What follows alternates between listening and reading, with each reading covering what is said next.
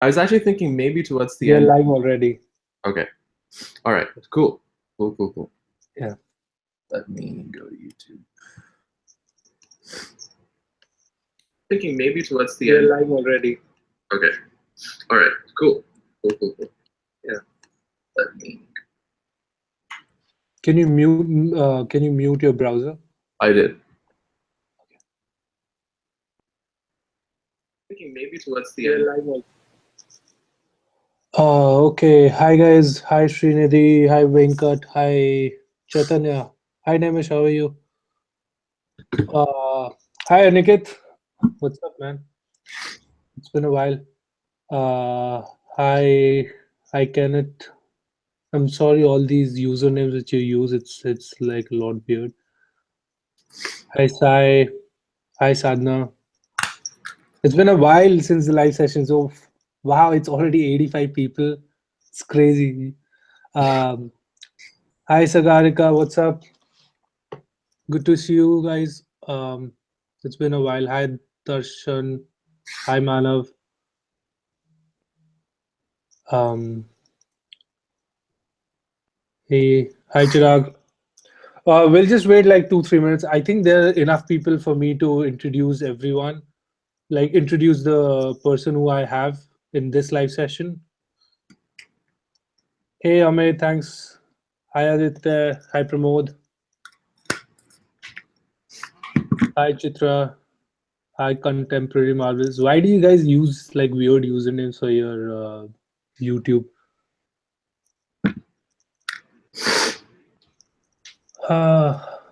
Give me like 2 minutes and then we'll take in questions.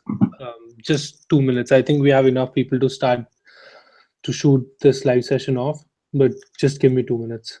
Hi Shubham. Hi Akhil. How's Hey Rishabh? Is your mic off? No, I was just not speaking anything.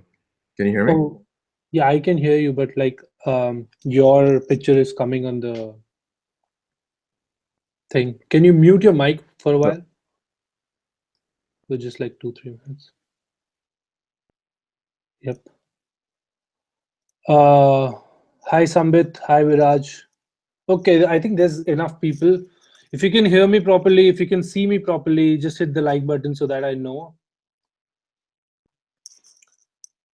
Hi Nitesh. Hi Kanil. Wow. Hi Indrapreet. Saurabh. Manikya. What's up? Hi everyone. Cool. Hi Sonam. Hi from. Um, I've been longing to visit Nepal for a while.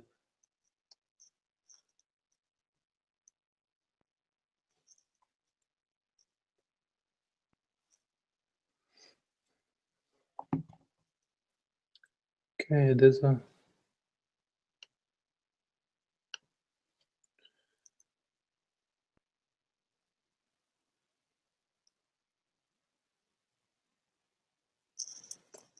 So yeah, okay. Just this is going to hi everyone. Okay, so let's just take it off. I have a guest. I have a friend. His name is Rishabh. He studied his undergrad in Brown University, which is one of the Ivy Leagues. He was the only person to get full scholarship from like the whole country 4 years, 5 years ago actually. Um, he got an offer from Brown again for doing his masters. He's been helping a lot of grad students for their SOPs, for their resumes, uh, in the whole process. He has been through this process, and I have him here. He can talk about himself. Like, it's better if he describes himself.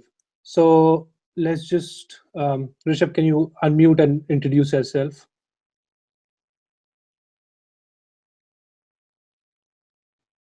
Yep. All right. Can you hear me?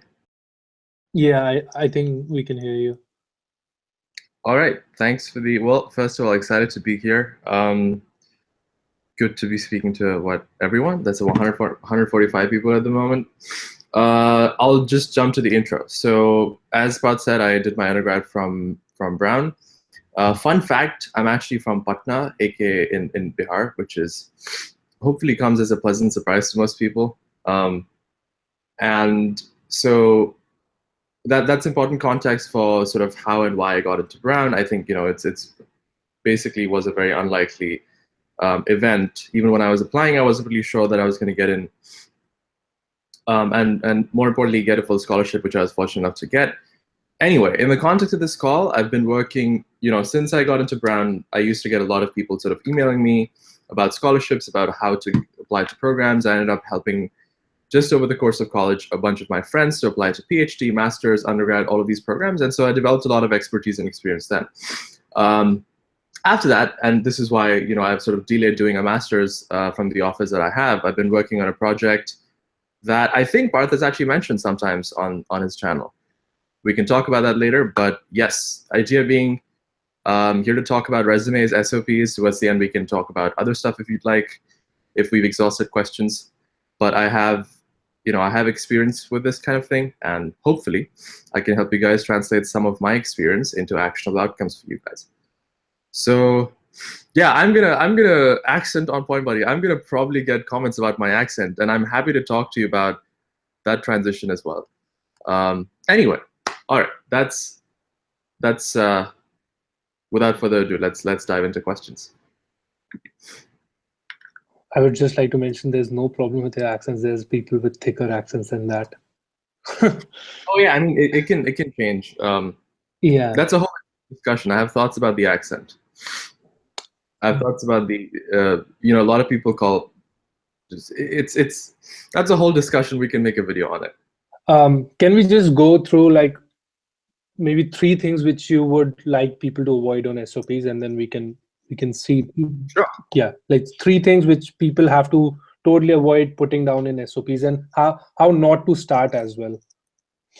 Sure. So first thing, if you're starting off with some story about how you first saw a computer and Bill Gates inspired you to major in computer engineering at the age of 4, don't do that. Everyone does that. It's an overused Bollywood movie script style starting point that does not add any value to your SOP. I've spoken to, and we have a lot of it, for our project, a lot of faculty advisors. This is one of the things that they roll eyes at. So absolutely do not talk about some fluffy story about how you saw something and at the age of 4 or whatever, and that inspired you to do whatever. Now, I'm not saying you shouldn't talk about your inspiration. What I'm saying is that don't make one up. Don't make one up or don't force it. Because the people evaluating your application are very smart people who have seen tens of thousands of applications across their career, and they can tell. And if they can tell that you've made it up, that does not look good on you, and that's not what they expect from a job applicant. So that's the first thing. The first mistake to avoid then is like avoid fluffy stories. The second mistake that I see people most commonly make is, actually, again, this is very counterintuitive advice again to you, is that don't mention in the last paragraph generic stuff like, I would like to go to a university because it's very, very prestigious, very, very blah, blah, blah, blah, blah. They know that the university is good. You're not going to tell them, for the most part, anything new about their university or its prestige. What you have to really think about is a faculty member has been very impatient. They have to read hundreds of applications, and they probably will spend 45 seconds on your SOP. So it's about how do you first write a compelling SOP that's not full of sort of generic stuff. So you should really avoid generic stuff like, I love your university because, like, I love MIT because it's got great research. Yes, of course, everyone knows that. So avoid that kind of generic paragraph. The caveat and so sort of follow-up thing to that advice is, if you have genuine interest or if you have genuine project or research that you've done that relates to faculty members at a particular department or university, then you should mention that. So again, I guess the summary of both of the points is be authentic and try to be real. And the third thing I would say, I guess the thing that I don't see enough people do is talk about your weaknesses as much as you talk about your strengths in your SOP. That's your chance to really contextualize that this is what sort of my undergrad experience or degree has been. In a lot of cases, if you're switching majors, talk about why you are switching majors. Talk about, and feel free to talk about seemingly negative things that might seem negative on the surface. Why you majored in chemical engineering? You didn't like chemical engineering because you had to take the JE or IEEE and you couldn't get the major you wanted. And yet what you did was you went on to do projects. So be open about weaknesses and don't be afraid to be sort of honest. And again, like these are real people who are reading these applications and they're really trying to evaluate the person. There's no sort of set formula that's going to get you rejected. So try to be real, try to be honest about your shortcomings. If you felt like your undergrad classes didn't engage you enough, but you did a lot of good side projects, and that's why your GPA was low, talk about it. So be honest, be authentic. So those are the three things that I'll probably start off with. All right, so I think we'll just dive into questions now. Yeah. Well, what are the main topics must contain in any SOP?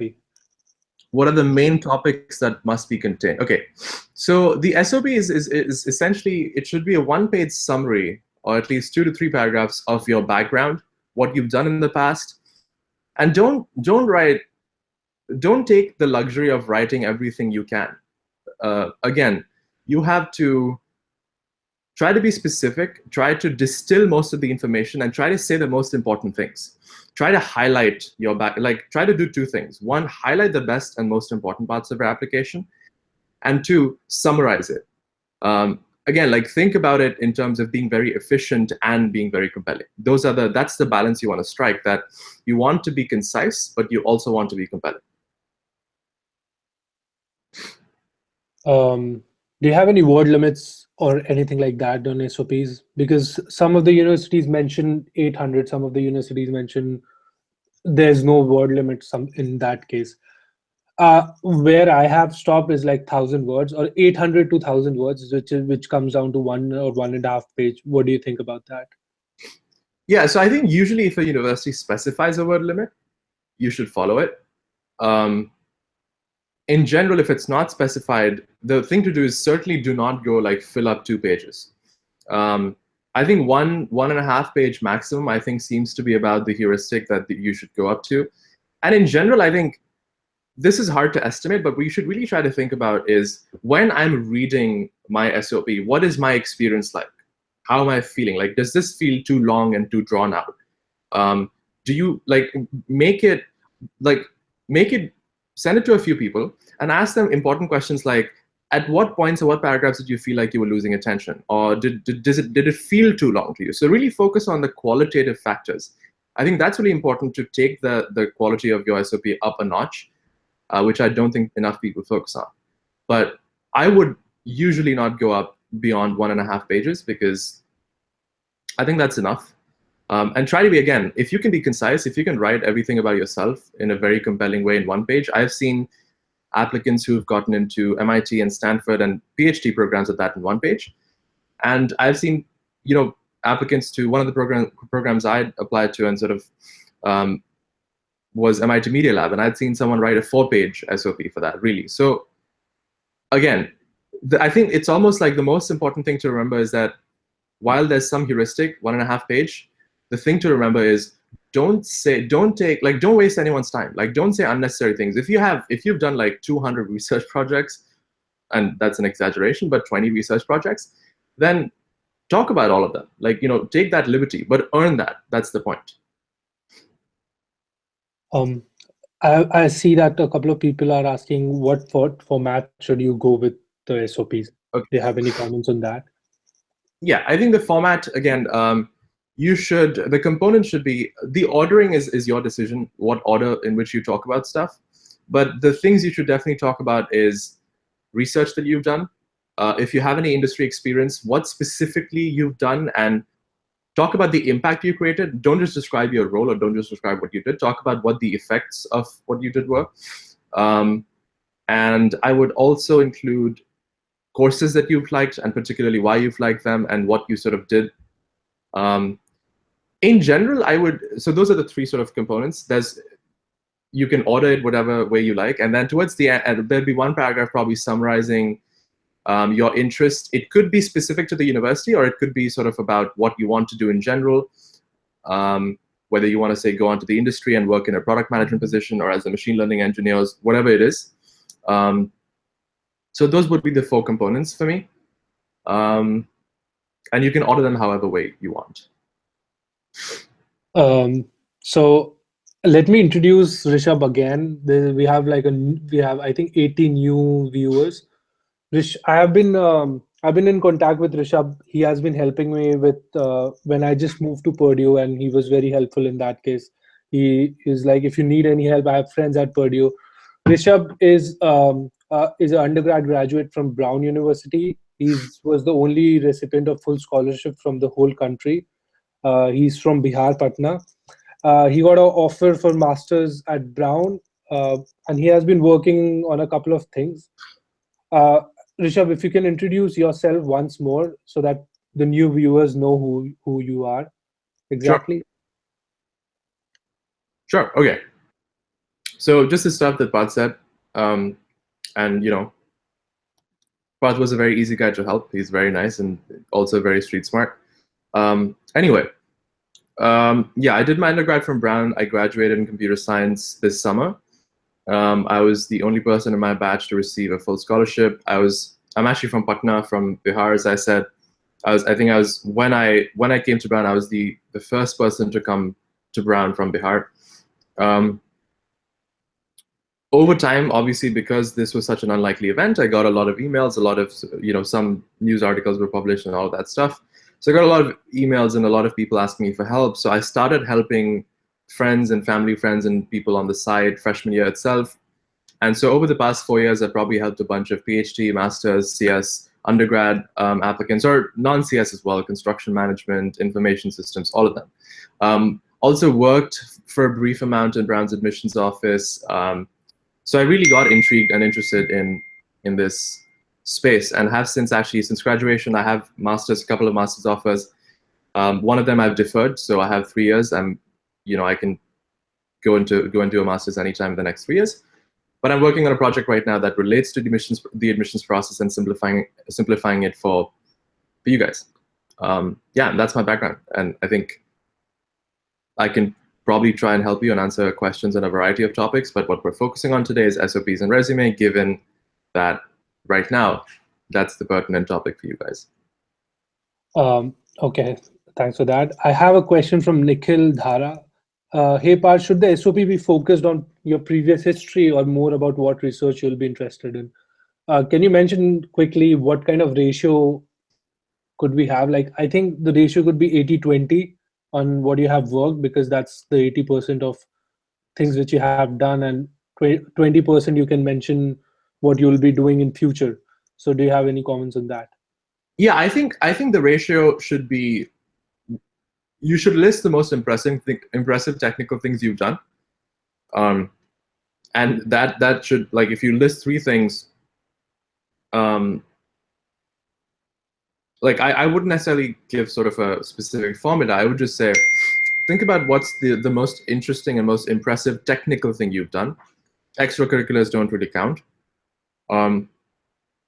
If you've been working for 1 or 2 years, then that probably should take a fair bit of your SOP. But again, it's like, try to not think in terms of these formulaic ways. Like, think about what is the most interesting and impressive thing that I've done that is relevant to someone who wants to evaluate my candidacy for a master's program. And it could be a research, like maybe you published a paper at a top machine learning conference. I would make that the highlight and try to connect it.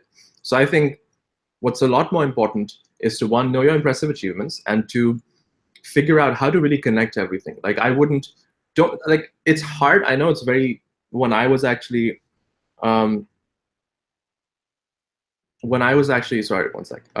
When I was applying, like, these are the ways that I was sort of trying to think about stuff, like what should be the ratio and all of these things. And it's hard to escape that, but I think what you should try to do is try to craft a narrative and try to see how everything you've done connects, and mention whatever's the most impressive thing first. Do you have any comments on people asking for sample SOPs? Because I don't think there's any like a perfect sample. There's a format to a SOP, but you can't just have a sample from online and then change it accordingly. Yes, I have seen personally, and I've helped at least 100. I would say probably 100 SOP and other documents at this point. The best ones that I've seen if I were to make a set of 20, 30 of them, they will all be unique. They'll all be different. There are general components, but again, there's no format. Because see, again, when you're writing these applications, try to think from the standpoint of the admissions committee. So if you follow some format, you're not going to stand out from the crowd. Now, I'm not saying go do some crazy things and write some like crazy quote or whatever. My point is that really focus on the content as opposed to the format. Like I think people talk way too much about the format and often don't talk about that. This is my resume. Which of these things should I highlight? And which of these things are the most important things? That you should focus on, and the format will follow. Like the point is, this is not an essay competition where they're going to penalize you if it doesn't follow a particular format. But your application will be harmed if you're not communicating the most important and impressive things that you've done. Okay, we have a question. I lost that question. I can do like a blitz. So what question are we at? Let's see. We were lost in questions. There's a lot of that. Yeah, there's a lot of guys. I would say if you try to post questions and not comments so that we can actually go through them. So let me do quick.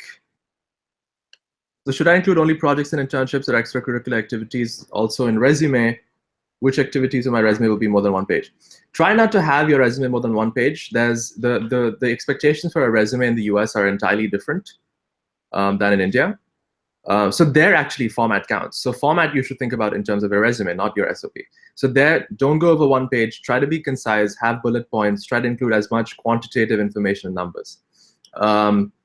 Should I include, and the first part is include projects and internships. Extracurricular activities, if you don't have anything else to talk about, then include it.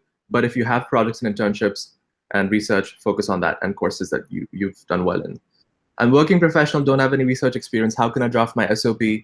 What can I do so that I can improve my chances of getting into a great university? Again, Aditya, you should know that a lot of people with a professional industry background get into really good master's programs. That's not going to hold you back. Research experience is not a prerequisite. You should focus again on complex and challenging work that you've done. You want to convince them that you're a capable engineer if you're applying for a master's in science program. So just talk about that. Like research is not the only way to show impressive experience. Your work experience could be very impressive. So talk about the projects. And that could very well be the focus of your SOP. And once you talk about your work, then connect that to talking about what your plans with the degree are, with the master's degree are, and what you want to do after the degree. So that's how it drafted for a working professional. Is it necessary to have research papers for admission? No, nothing is necessary at all, but research papers definitely help your application quite a lot. One more thing I would say, don't try to publish research papers for the sake of publishing research papers. That actually looks worse on your application because just don't. It's much better to read papers of professors and try to comment insightfully than try to actually publish like low quality papers. Maybe I can talk about because I don't have any research papers. Yeah. So like almost 80% of the people who are in my batch right now, nobody has a research paper. Construction management is like a managerial field. That's also related. But even on the mechanical side, when I was talking to Nikhil, most of the people don't have a research paper. They have work experience, which counts a lot. Aksha, I'm sorry if I'm pronouncing your name wrong. Do you advise writing the SOP from a counselor? I never advise writing. Never go for a consultant or a counselor. Just to give you the context, that will be one person who has never attended any US university, who has never been to US, never even been to US. He's just copying a format, and through that format, he's writing hundreds of SOPs. So your SOP will be definitely similar to the other 50 as written. And the professors can definitely see it, which gives a negative point to your application. Should the SOP be in chronological order? Yep, that makes it. No? I would say no, not necessarily. Sorry. No, but it does give you like a brief history of what you have done with year and year, right?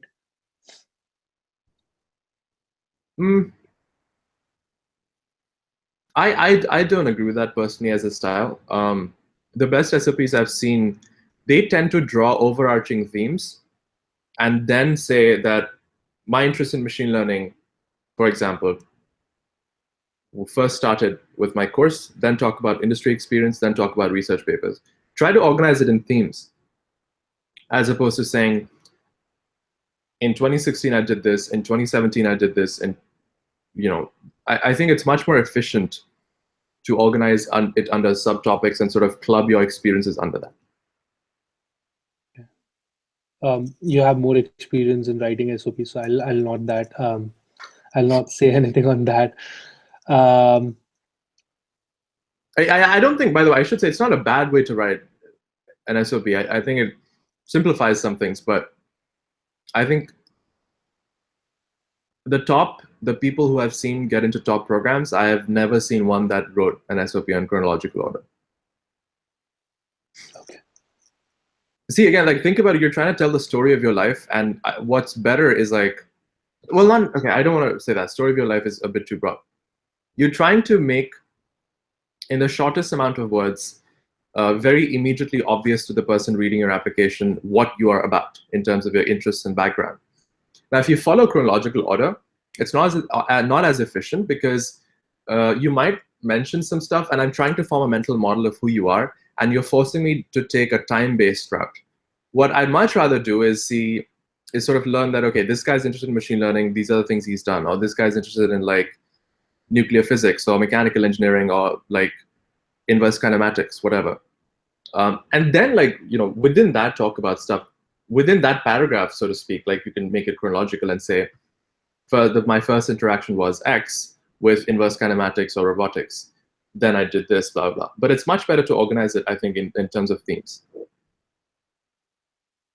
Okay, this question is from my side. Like, you have seen a lot of admission. You have been in US for 5 years. You have talked to a lot of professors. How do you think, what's going on in the mind of a professor when he's looking at your application, when he's reading your SOP? For example, a student, let's talk about CS only, that he's applying for MS in CS. What do you think will be going on in his mind while he's looking at the SOP? So how applications are evaluated really varies across universities.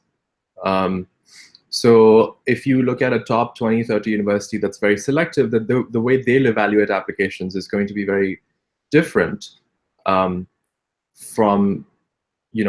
another university that's, say, lower ranked. The bar will be lower. They'll be looking for more intensive sort of experiences, and they'll be looking for higher qualifications. Ultimately, I think, so that's one thing I should say. So for the top programs, I've spoken to a lot of professors who've been on these committees, who've chaired these committees.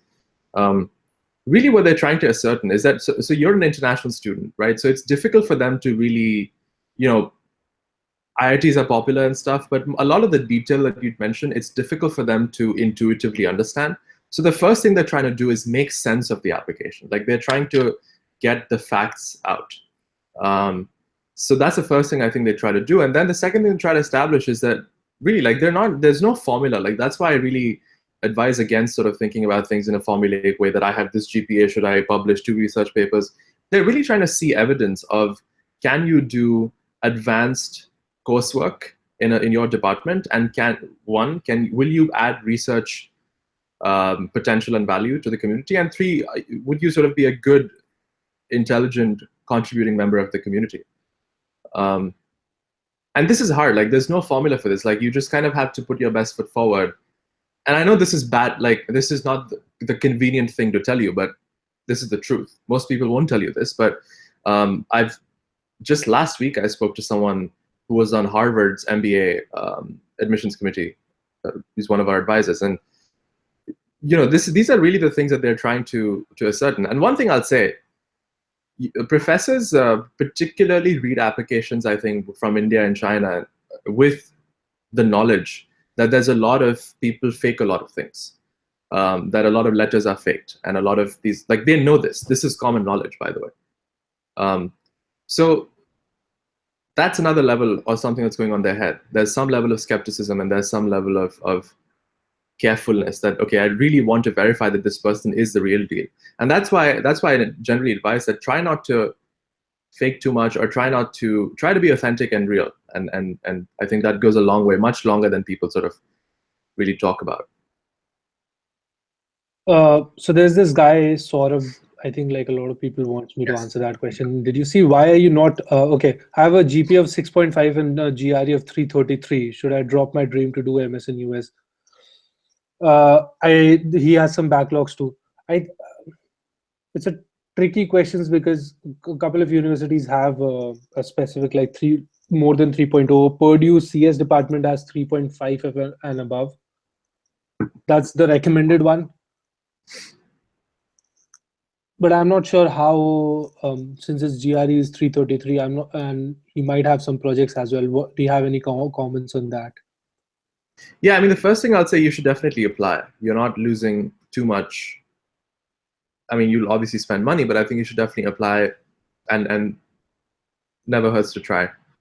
I have your GPA and your GRE is not enough information for me to really give you sort of more in-depth advice. I will say that people with that GPA and people with backlogs I've seen and I've helped get into programs. The advice that I gave, that mentioning it, the SOP, and really sincerely talking about stuff like if you actually have done projects, I think that can offset your GPA. You seem to, that's an excellent GRE score. So I think it seems like, you know, you're generally a smart guy. And I think I would imagine that you have other things that hopefully you can talk about.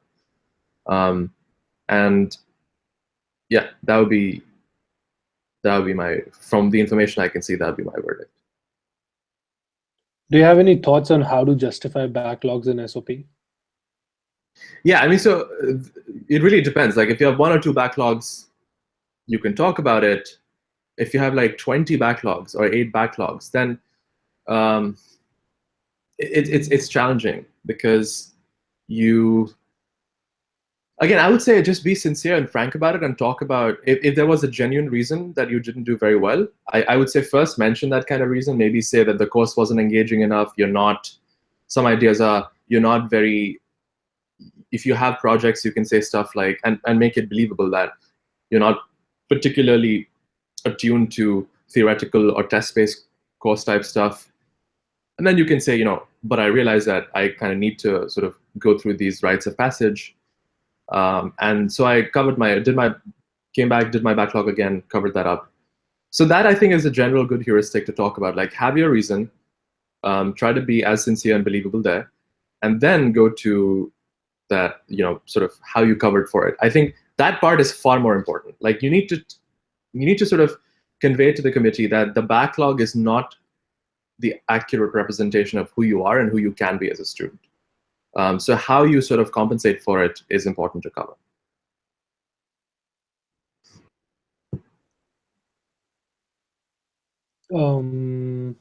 Okay, I'm just looking at the questions. There's this guy, Aniket, he wants to know how to make gap year during my 12th and undergrad worth it. Like, I'm guessing between those two.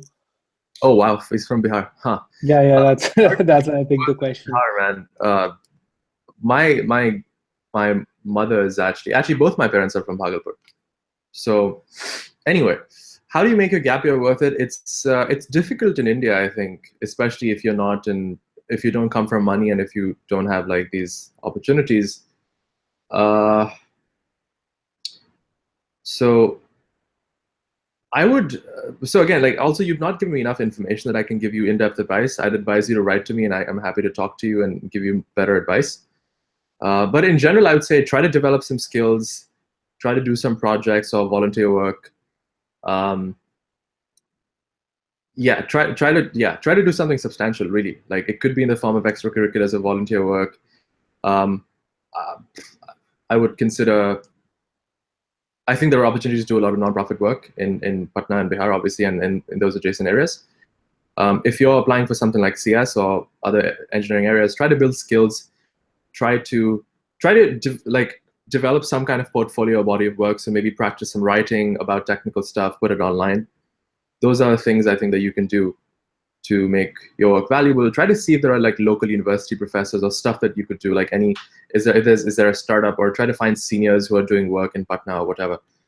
So try to find mentorship. That would also open up a lot of opportunities for you. Okay, I have a question from one of my friends. His name is Vivek. He's asking what has more impact on grad admissions among SOP and LOR? Is it LOR? Is LORs? Just far more important. Okay. Sweet. And for LORs, do you think do you need a professor who has definitely a PhD? Because a lot of professors from Indian universities don't have PhDs. Like if we are talking not about IITs and ITs bits, but if we are talking about private universities, they are just some of the professors just masters. Right. They do evaluate when someone writes a recommendation letter. You're being evaluated as much as the recommendation letter writer is being evaluated. In fact, one of the things I've talked to a lot of professors about that they struggle with, that we might be helping them in the future via a project, is to try to evaluate the recommender itself or the college that you're coming from, because that's hard for them to do given that you're an international student. It's obviously better to have someone qualified. So having a PhD is good.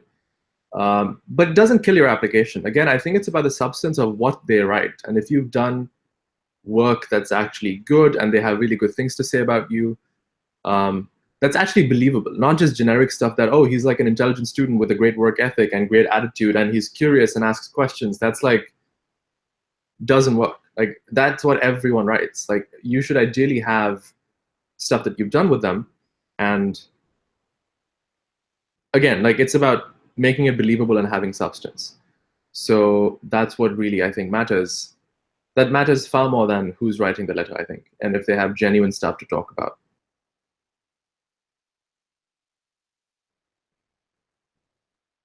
Okay, let's see more questions.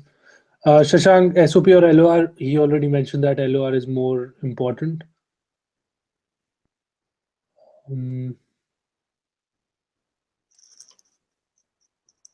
How to justify gap year in SOP? Just be honest, man. Like if you have genuine. I didn't even mention the gap year in my SOP. Yeah, I mean that's also actually a good point, Parth. Like you don't need to. I think don't have this anxiety that you absolutely need to mention it. I think if you've done other stuff post that, if you start joined a company, I don't think you necessarily need to mention it. So don't create problems for yourself. If there was a genuine reason, talk about it, but don't dedicate too much time to it if it's not really crucial to your application or your candidacy. Yep, that's what I thought.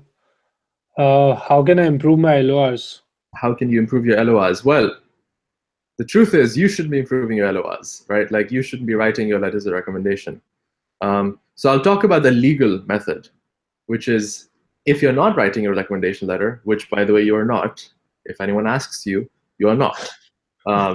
You have not seen your recommendation letters. You have not written them. You have not talked to the person and convinced and you them. haven't even sent them like Nothing. This is, it's like ask me no questions and I shall tell no lies. So you have not written you don't write your LORs.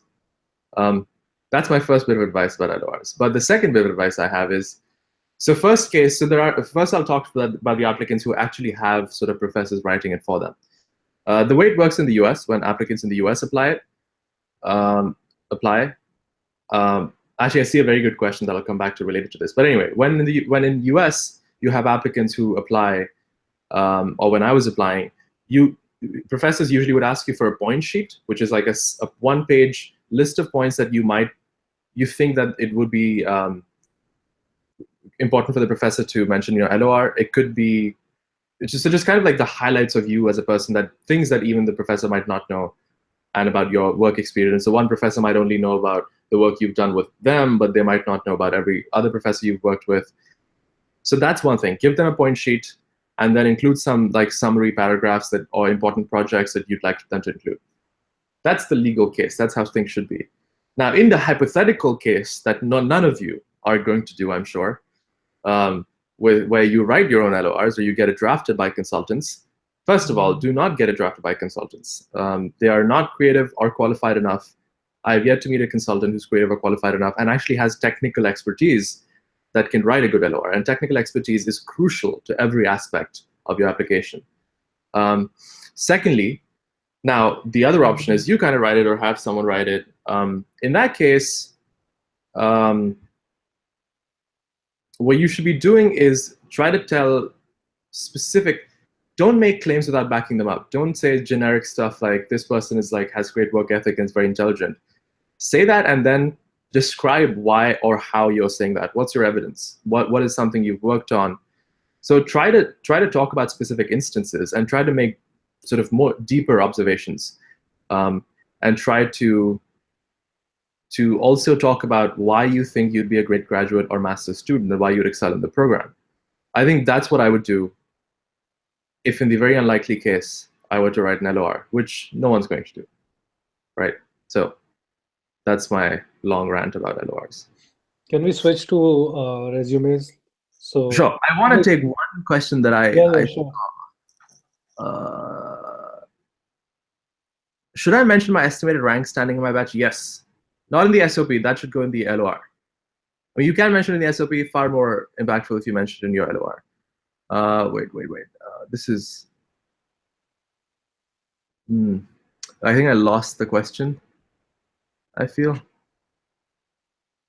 Actually, yeah, the question was, my professor has written a very generic SOP. How do you improve it? I think I kind of answered that question, which is try to make it specific. Try to make it about specific instances about you, where you talk about the work that you've done with them, or just like the simple solution is make it specific and then try to draw the claims from it, as opposed to the other way around. People tend to make claims and then try to sort of figure out stuff to say because they think there's this like archetype of an applicant that's going to be accepted. What you should be doing, it should be the other way around. Try to have specific instances and stories and then draw claims from that. All right, so I think we should switch to the resume for a bit. So we'll just start off with like 3 things which you think you should avoid in resumes, or you should mention totally on resumes. Extracurricular. I do have. Yeah. Go ahead. You go ahead. Okay. No. Why don't you go ahead? No, I was just mentioning. Like, I was just taking in the question, but you can go for 3 things, and then we'll take in questions. Sure. Try to. So first of all, keep it to 1 page. Again, it's not a hard requirement in that it's not like if you don't keep it to 1 page, professors are going to look at it and be like, we're going to reject this guy because he doesn't have a 1-page resume. That's not going to happen. But it is in the US, there are pretty clear standard sort of expectations of what a resume should be. So 1 page, first thing I'll say. Second thing I'd say, try to keep it concise and again, try to convey really important stuff. So don't just go into description modes, don't go into paragraphs. Try to keep it to bullet points. Talk about specifically what you did and if there was some kind of impact that you caused. So I did X that caused like a Y% increase in efficiency or saved my company Y% in revenue or whatever. That's the second thing I'd say. The third thing I would say, let me think. Don't include stuff like your home address and like your objective and what you got on like 10 standard exams. Like that's not relevant. Just have your degree, a list of courses that you've taken. Actually, that's something people don't include. Highlight some of them, like the complex, challenging ones, your GPA, work experience, projects, publications, awards. That should be the core. All of it ideally should be technical. And then if there's space, which I don't imagine there should be, maybe talk about leadership positions. The exception would be if you have a leadership position in a technical organization, mention that. So like IEEE should be mentioned. Okay, I think we are 45 minutes into the live session. This is a good time. Just wait for like, at the end of this live session, I'm going to put 2 links down. There's one Google form for everyone who's on the live session. If you haven't filled out the previous Google form, it's the same Google form. If you haven't filled out, just fill it out. It's about your email addresses and what topics you would like me to make videos on, so that I can improve the quality of videos on this channel. The second one would be for fall 18 specifically. We are taking in 50 SOPs, right, Rishabh? Yeah, we want to do this for you guys. The first 50 people who send us SOPs, I'll give them sort of detailed feedback on it. So get those SOPs in, guys. I think that'd be.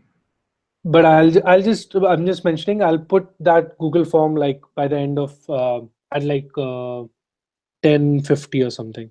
So in 10 minutes, I'll put that Google form. Until then, we can just take in questions. Oh, Mhm. I have a question from one friend that he's asking. He has a lot of projects and he has a lot of work, and he cannot cut down the resume to 1.5 or to one page. It's still coming down to 1.5 or 2. Talk to someone who's technical or qualified in your field. Have Sorry, them. it's you. Sorry. It's you. He's also from CS. Maybe I'll just give him your contact and then you can contact Yeah, him. I mean, I also don't think necessarily needs to be sort of CS, but yeah, you can. Yeah, by the way, my email's in the description. Someone asked, how can you contact me? You can email me, or you can message Parth, and he can get through to me. So both of them work. Anyway, try to talk to someone who, if you can't yourself decide which project is worth mentioning and what you should remove, try to get someone else to look at it who you respect or who has expertise or experience with this kind of process. And ideally, that's a combination: someone who has experience with this process and understands the process, and who has expertise in your area, and say these projects are not impressive enough. Again, like, don't take the liberty to say everything just because you have a platform to say stuff, or just because you assume that your documents are going to be read. It's like, in general, I think this is a good thing in life. Like, don't, just because you get the opportunity to say something, don't say everything you want to, or just take time unnecessarily. Likewise, it doesn't have to be like, you should really try to prioritize. And I'm confident that if like I was to look at your resume, I would say, no, these are things that aren't actually impactful. In fact, try to avoid projects that aren't of a great quality. Try to highlight the ones that are great and strong. Try to avoid low quality projects, because that just doesn't look good. Someone's been asking repeatedly, by the way, can I fake regarding industry experience in SOP? Like, they've been very persistent. I don't recommend faking anything. Just not a good idea, man. Can't really say much.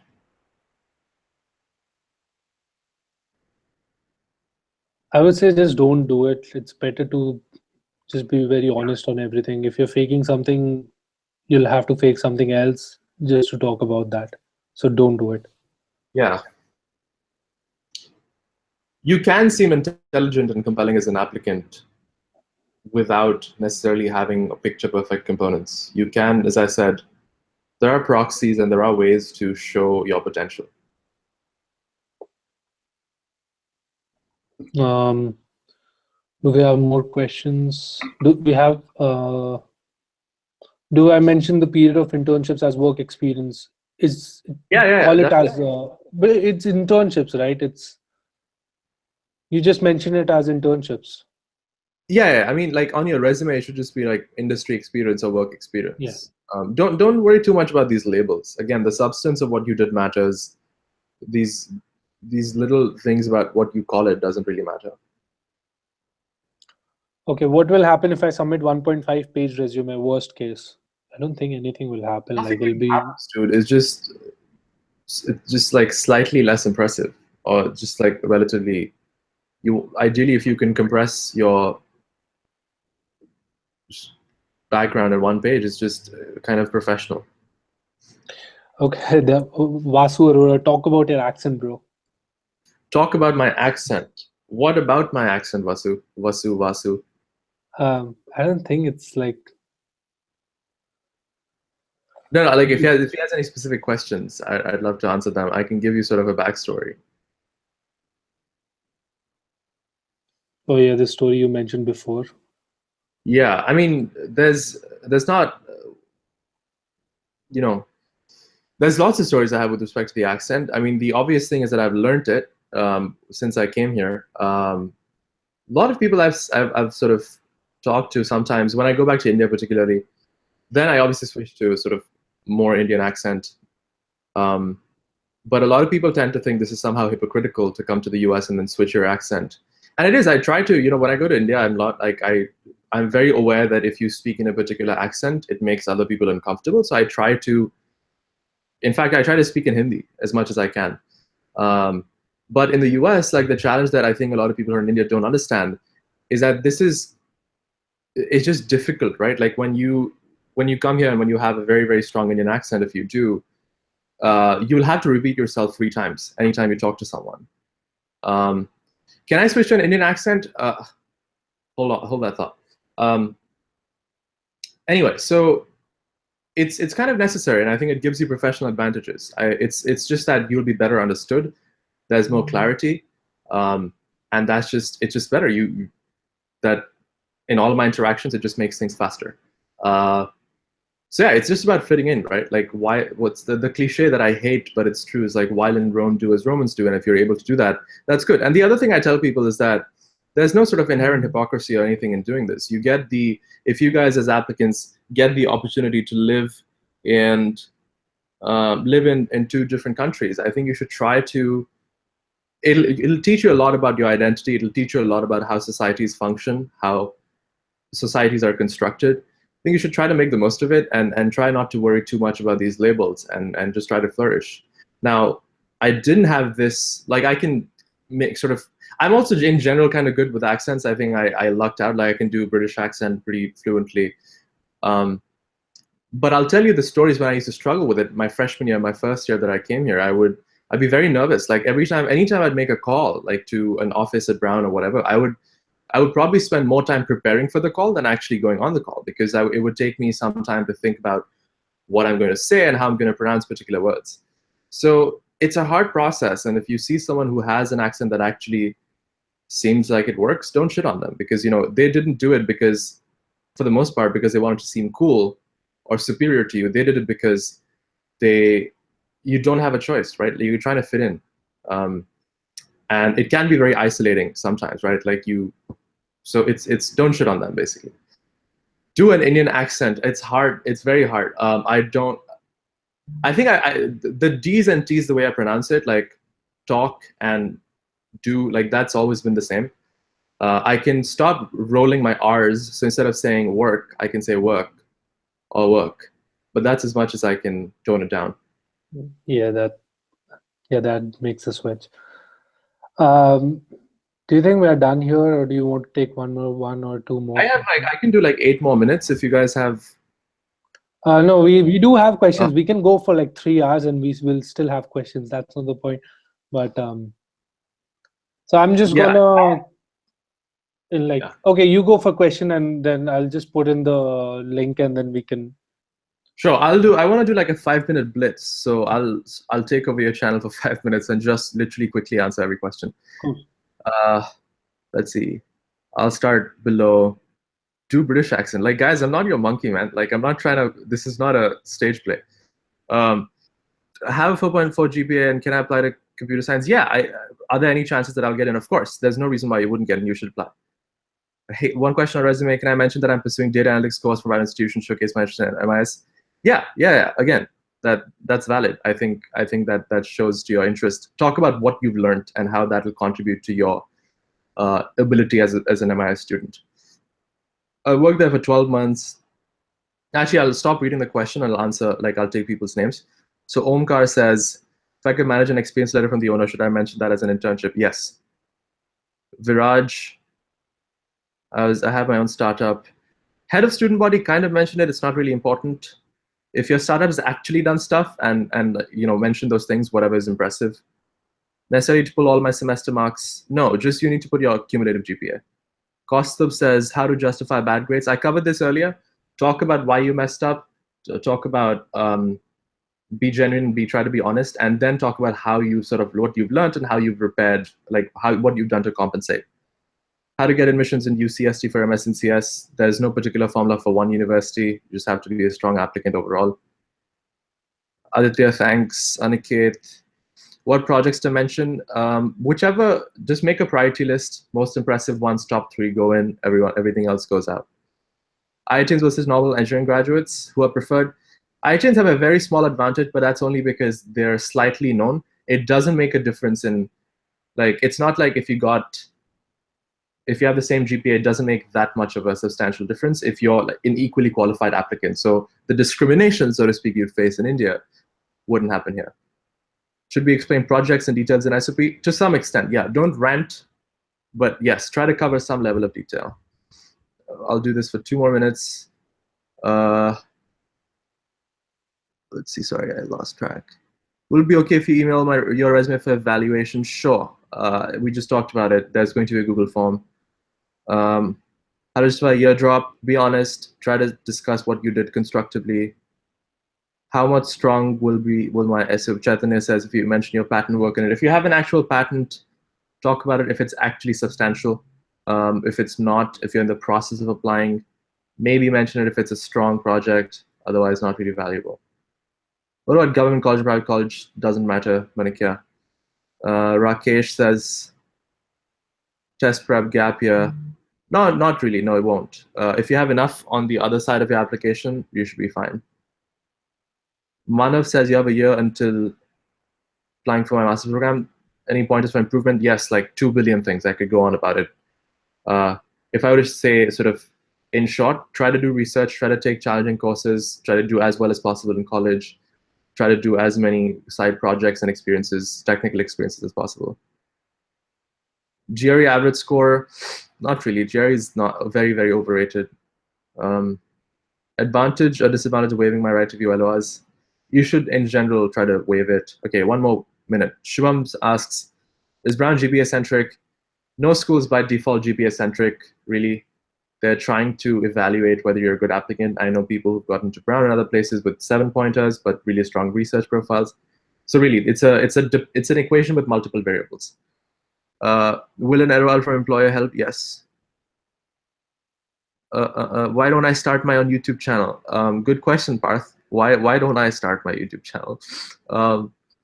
I don't know. Don't put me out of work. So. I'm not. I mean, your videos are too good for me to be able to put you out of anything. No, but we are working. Like he's working on something so that he can help. Yeah, there'll be news. This is not the last you'll hear from me. If you liked what we did today, there's going to be a feedback question in the form. So, tell us what you thought. Okay, 30 seconds. Should there be an objective statement resume? No. Please, what email should you send your SOP to? There will be, okay, repeating this, there'll be a form, fill it out. That's all. And my right email. Now, okay, I'm just going to put the form right now and just, Yes. Cool. The form is in the description. If you can't see it, just refresh the page and you will be able to see it and upload your SOP. There's a feedback form. Like you can rate this live session. If you want us to do more live sessions, just like the live session and give us 5 stars there. Like it's just a feedback form. Even if you don't like it, it doesn't matter that much. But if you like it, just leave a feedback. Yeah. I think we're just gonna finish off. Do you have anything more to talk? I mean, there's so much to talk about always, but I would just say, for fall 18 applicants, good luck. The one uncommon piece of advice I'll give you is that for fall 18 applicants specifically, your work doesn't stop when you're done submitting your application. Actually, your prospects are going to be far more dependent on what you do when you come to the US. And once you're done with your applications, what I advise is that you should start really focusing on preparing, like leveling up your skills, preparing for internship interviews and doing technical projects. This is actually related to the work we're doing, so expect an announcement about this. We're going to talk about this at some point on right here. But yes, don't stop working after the applications are done. In fact, most amount of work should be done after the applications. So that period from January to September is, if you play that right, you could work at any company you want. Like you could work at Google, you could work whatever. Literally, if you know how to use your time and work on things that matter and build your skill set, that'll make a huge difference. So that's what I want to say. That remember that your work actually starts. The last thing I'd say, a lot of people just don't assume that because you get to the US or because you know the applications, your life is set. No, the actual work starts when you get to the US. Cool. Let's just hold out for that information for the next live sessions.